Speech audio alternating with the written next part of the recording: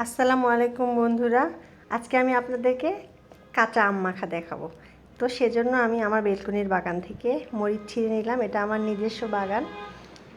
তো টাটকা টাটকা মরিচ ছিঁড়ে নিলাম এবং টাটকা টাটকা আম বাজার থেকে কিনে নিয়ে এসেছি। ঝড়ে পড়া আম অবশ্য এগুলো। তো কিনে নিয়ে এসে এগুলো আমকে ভালোভাবে ধুয়ে সুন্দরভাবে কুচি কুচি করে কেটে নিয়েছি। এরপর মরিচ কুচি এবং লবণ দিয়ে ভালোভাবে মাখিয়ে নিচ্ছি। তারপর এর সাথে কি মিক্সড করব বলেন তো বন্ধুরা? এরপর এর সাথে মিক্সড করব কাসুন্দি। এখন কাঁচা আমের সাথে কাসুন্দি দিয়ে না মেখে খালি কি হয় বলেন?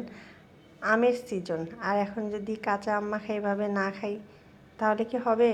আমার আম মাখা দেখে কার কার জিভে পানি এসে গেল একটু কমেন্টস করে অবশ্যই জানাবেন।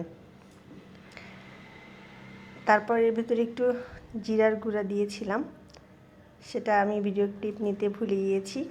অনেক মজা হয়েছিল, সুস্বাদু, টক টক ঝাল, টক ঝাল। আমার গাছের মরিচটা কিন্তু অনেক সুন্দর ঝাল ছিল, ভালোই লাগলো কাঁচা আম মাখা খেতে। আপনারাও আমার মতো এরকম বাসায় বানিয়ে খাবেন এবং আমাকে কমেন্টস করে জানাবেন যে কেমন লেগেছে। আজ তাহলে এ পর্যন্তই, আল্লাহ হাফেজ।